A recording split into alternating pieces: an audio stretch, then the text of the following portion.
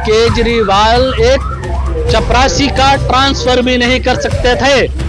वो अध्यादेश इतना खतरनाक था, उसकी सारी शक्तियां छीन ली गई थी एक चुने हुए मुख्यमंत्री की।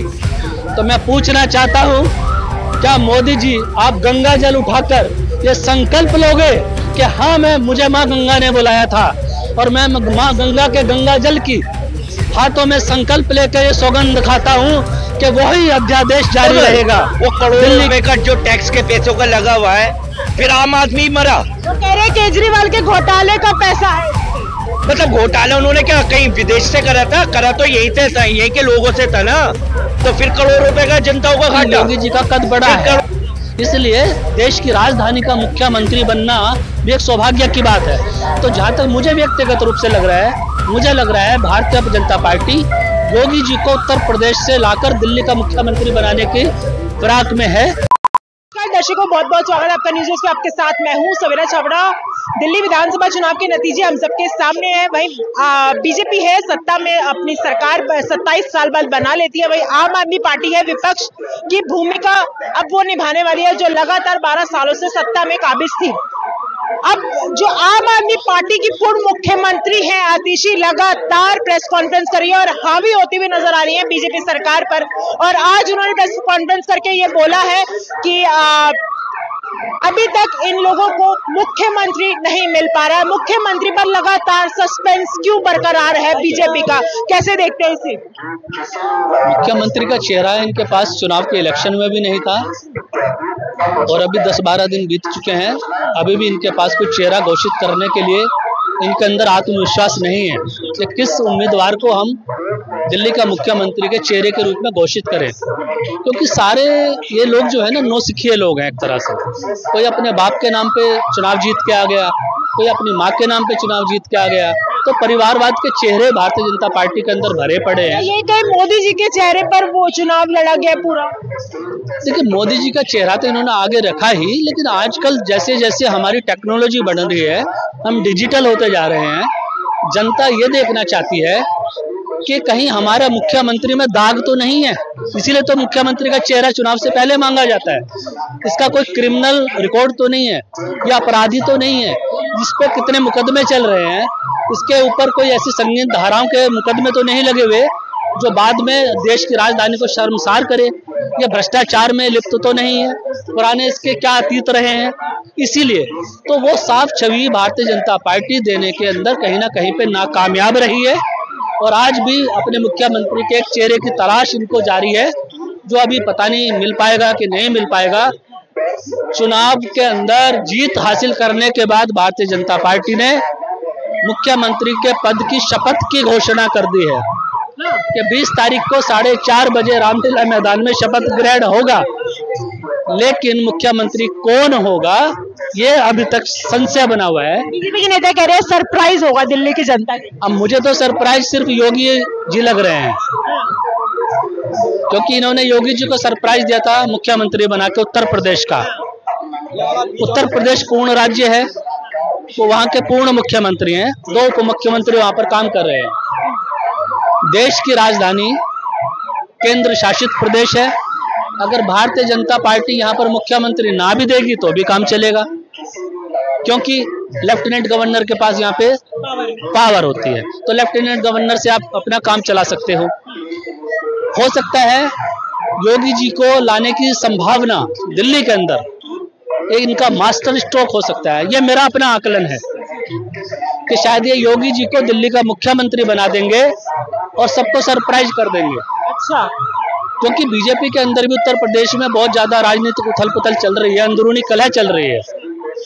इससे भारतीय जनता पार्टी के संगठन को बड़ी शांति मिलेगी अगर योगी जी दिल्ली के मुख्यमंत्री बन जाते हैं। दिल्ली भले ही छोटा है, लेकिन दिल्ली का दिल बहुत बड़ा है और दिल्ली में जब बनेंगे तो पूर्ण मुख्यमंत्री ही बन के रहेंगे, अधूरे तो रहेंगे नहीं, क्योंकि योगी जी का कद बड़ा है।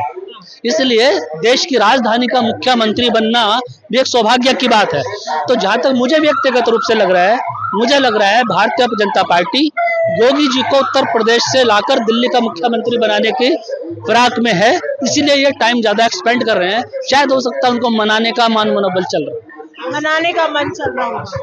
अच्छा, आप कह रहे हो पूर्ण मुख्यमंत्री, ये बोला आपने पूर्ण मुख्यमंत्री मिलेगा, लेकिन जब केजरीवाल सरकार में थे तो एक तरह से उनके पास पावर नहीं थी और वो लगातार ये हावी हो रहे थे, एलजी काम नहीं करने दे रहा, एलजी काम नहीं कर रहा। अभी भाजपा की सरकार बनी नहीं है और यमुना की सफाई शुरू हो चुकी है आज से।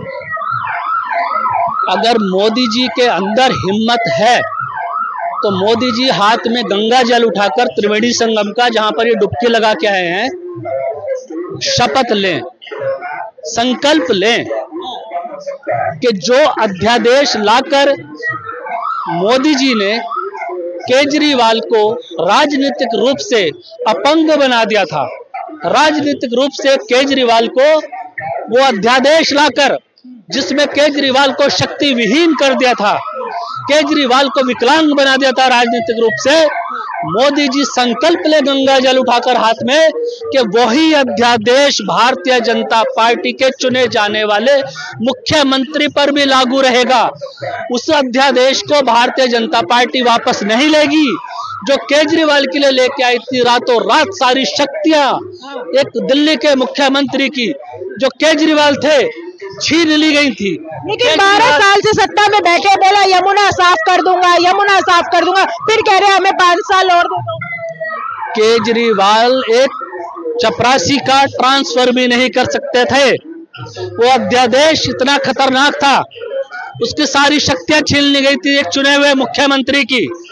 तो मैं पूछना चाहता हूं, क्या मोदी जी आप गंगा जल उठाकर ये संकल्प लोगे कि हाँ मुझे माँ गंगा ने बुलाया था और मैं माँ गंगा के गंगा जल की हाथों में संकल्प लेकर ये सौगंध खाता हूं कि वही अध्यादेश जारी रहेगा, दिल्ली की जनता के साथ मैं छल नहीं करूंगा, मेरी राजनीति का दोहरा चरित्र नहीं है, मेरी राजनीति दो मुंहा सांप नहीं है। क्या बोलने की हिम्मत है नरेंद्र मोदी जी के अंदर? दिल्ली की जनता ने चुना है मोदी जी को। मोदी जी को दिल्ली की नहीं देश की जनता ने चुना है और दिल्ली के 48 विधायकों को दिल्ली की जनता ने चुना है और दिल्ली के 22 केजरीवाल के विधायकों को भी दिल्ली की जनता ने चुना है जो विपक्ष में बैठेंगे।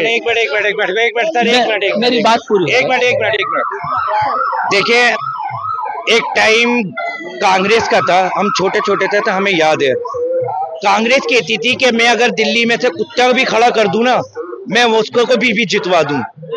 ये तकब्बुर हो गया, इसको मानते हो आप तकब्बुर? अब केजरीवाल साहब का तकब्बुर देखिए, मैं उनको गलत नहीं कह रहा, लेकिन तकब्बुर तो रावण का भी खत्म हुआ था।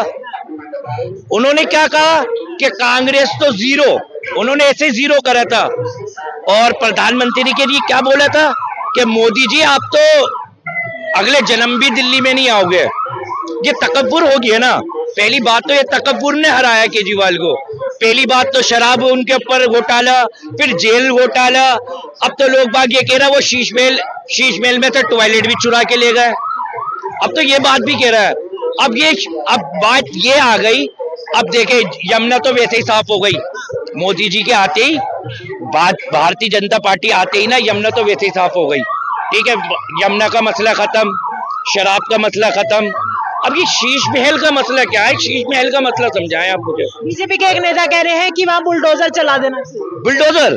वो करोड़ों रुपए का जो टैक्स के पैसों का लगा हुआ है, फिर आम आदमी मरा। वो कह रहे हैं केजरीवाल के घोटाले का पैसा है इसके। मतलब घोटाला उन्होंने क्या कहीं विदेश से करा था? करा तो यही था, यही के लोगों से था ना। तो फिर करोड़ों रुपए का जनताओं का घाटा, फिर करोड़ों रुपए का फिर एक शीश महल और बनेगा।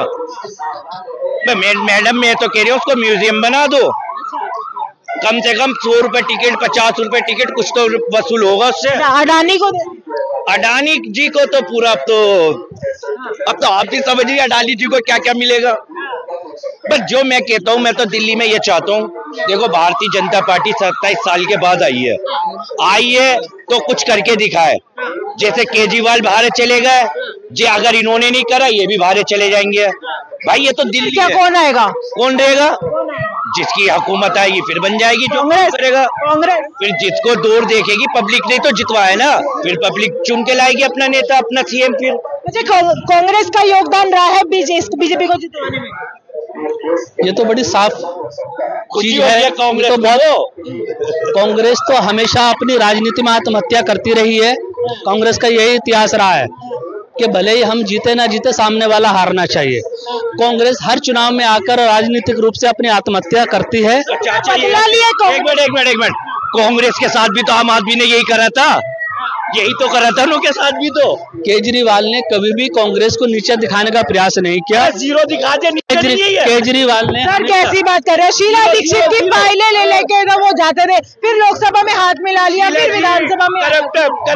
देखिए ये बात तो है ना। केजरीवाल राजनीतिक रूप से सबको समानता के रूप से एक तरह से अपना स्थान देने की कोशिश करते हैं, लेकिन ये लोग क्या करते हैं, अंदर पीठ में घुसकर उसका छल करते हैं, उस राजनीति में छल करते हैं। राजनीति एक शुचिता का माध्यम होती है। राजनीति के अंदर अगर हम चाहते या कांग्रेस पार्टी चाहती तो एक अच्छा वातावरण बना सकती थी, लेकिन कांग्रेस ने हमेशा से इस तरह की राजनीति को जन्म दिया है कि भले ही हम दिल्ली के अंदर ना जीते, केजरीवाल हारना चाहिए। जैसा करोगे वैसा तो भरोगे, जो बोया वो तो काटोगे। शीला जी को हराने नई दिल्ली से हारी थी शीला जी। आज देखो मोदी जी ने कहां से हरवाया उनको। वक्त कभी भी पलट सकता है मैडम। वक्त तो ऐसा है, बड़े बड़ों को देखो। राज करना है तो दिलों पे राज करो, राज करना है तो दिलों पे राज करो। तख्त और ताज तो रावण और यजीज के पास भी था। मोदी जी दिल्ली की जनता के दिलों में राज कर रहे हैं, तो अभी तो दिलों में आए ना वो। पहले उनका जिस्म था, अब इनको दिल मिल गया 27 साल के बाद। अब देखते हैं वो दिल को रखते हैं या दिल का खेड़वाड़ करते हैं। मोदी जी की राजनीति का स्वरूप अगर आपने देखना है ना, तो ये अमेरिका से जो हथकड़ियां और पैरों में बेड़ियां जंजीरें डाल के लाए जा रहे हैं ना, ये है मोदी जी का असली चरित्र, असली राजनीति का चरित्र इनका। करते हैं हम। इसके लिए मोदी जी ने क्या कहा था? मोदी जी से जब एक पत्रकार ने सवाल पूछा कि अडानी के ऊपर भ्रष्टाचार के आरोप हैं, उनके ऊपर मुकदमा चल रहा है इंटरनेशनल कोर्ट के अंदर, आपकी क्या प्रतिक्रिया है? मोदी जी ने कहा मेरा भारत वसुधैव कुटुंबकम में विश्वास रखने वाला है। तो आज भारत की जनता यही पूछ रही है कि जो भारत के नागरिक अमेरिका से हाथों में हथकड़ियां पैरों में जंजीरें बेड़ियां डालकर आ रही हैं, क्या ये वसुधैव कुटुंबकम की परिधि में नहीं आता है? ये बहुत गलत। अगर ये आता है तो मोदी जी जब ट्रंप के साथ में बैठकर बातें कर रहे हैं, वहां पर बता रहे हैं कि मेरे को मोदी जी ने को लिख कर दिया है। अच्छा, मोदी जी की ट्रंप ने कुर्सी भी खींची पीछे को, देखा आपने? राजनीति में ऐसे संकेत बड़े महत्वपूर्ण होते हैं।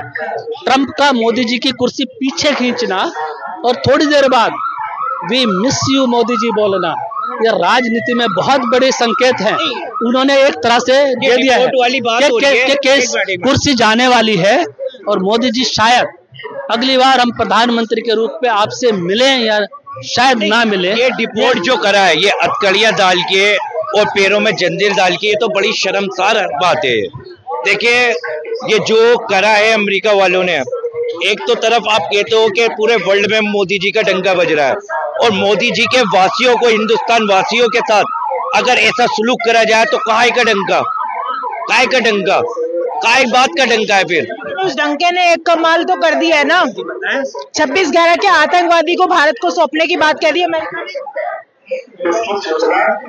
फिर सीमा हैदर का क्या कहना चाहती हैं आप? सीमा हैदर पे वो तो दुश्मन एरिया से है, जिसके हम बात करने में भी उसको कप आ जाता है। वो नेपाल से दुबई से नेपाल से हिंदुस्तान, उसके लिए क्या कहना चाहिए? उसको कैसे डिपोर्ट करना चाहिए? उसको तो आपने बाइज से इज्जत रखा है। लेकिन ये इस बात पे भी आप गलत नहीं कह सकते ना, अमेरिका ने जो सुबह राणा जो 26/11 का मास्टरमाइंड रहा है, हिंदुस्तान को सौंपने की बात की है, एक खुशी की बात नहीं है। ये तो बढ़िया है, अगर उसने दिया तो कोई आतंकी अगर हमारे देश में मोदी जी को बुला रहे हैं वो तो अच्छी बात है, लेकिन इतनी बेइज्जती जो ये लोग बेइज्जती कर रहे हैं वो उस पर आप कुछ चर्चा नहीं करेंगे। बेइज्जती हुई है नहीं हुई आप बताएं हमारी। वो कह रहे जो गलत तरीके से अमेरिका में रह रहे थे, वो गलत तरीके, वहां पे गलत तरीके से कितने देश के लोग हैं, कितने देश के लोग वहां डंकी मार के गए हुए हैं। आज उनको तो मैंने देखा नहीं है, उनके हाथ पैरों में हथकड़ियां बनी हुई है। सिर्फ हिंदुस्तानी वालों के ऊपर ही फोकस दिखाया, इन्हीं लोगों को दिखाया। अगर इतना ही आपको डिपोर्ट करना था तो बाइज़ इज्जत डिपोर्ट करते। हथकड़ियां पहनाने का क्या चक्कर था? वो आतंकवादी थे या घुसपैठी तो कह सकते, आतंकवादी थे, वो चोर थे, उठाई गिरे थे, क्या थे वो?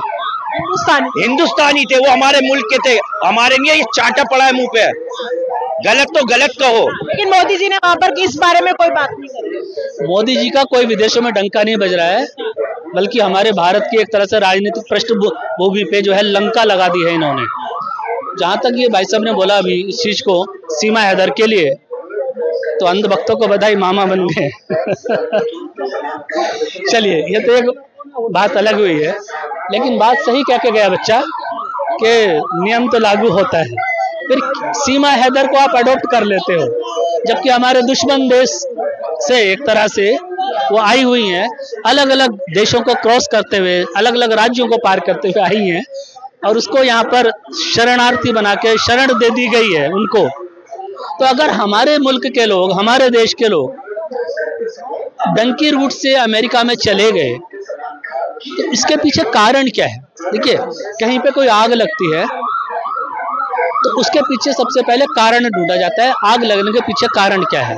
क्या शॉर्ट सर्किट है, या किसी ने आग लगाई, या तेज हवाएं चल रही थी, साथ में गैस का चूल्हा जल रहा था तो आग लग गई? कारण क्या है? अप्रवासी डंकी रूट मार्ग अपना के क्यों जा रहे हैं? जहां पे हमारे भारत की सीमाएं समाप्त होती हैं, हमारी फोर्स कहाँ है?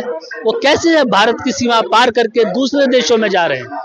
सवाल खड़ा होता है ना अपने देश के ऊपर भी, तो अपने देश के ऊपर भी खड़ा होता है ना कि मेरे नागरिक मेरे देश की सीमाएं लांघ के कैसे जा रहे हैं, और मेरे देश में दूसरे देश के नागरिक, बांग्लादेशी हो या रोहिंग्या हो, वो दूसरे देशों की सीमाएं से मेरे देश की सीमाएं लांघ कर कैसे आ रहे हैं?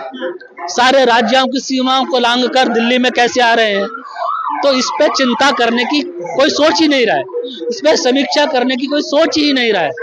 सिर्फ ये है बस मोदी जी हैं तो डंका बज गया। भाई मैं तो चाहता हूं भारत का डंका नहीं, नगाड़े ढोल बजने चाहिए, भारत का नाम रोशन होना चाहिए, लेकिन इस तरह से नहीं कि मेरे देश के नागरिकों को हाथों में हथकड़ियां और पैरों में बेड़ियां डालकर लाया जाएगा। ऐसे कैसे हम अपने देश का अपमान सह लेंगे?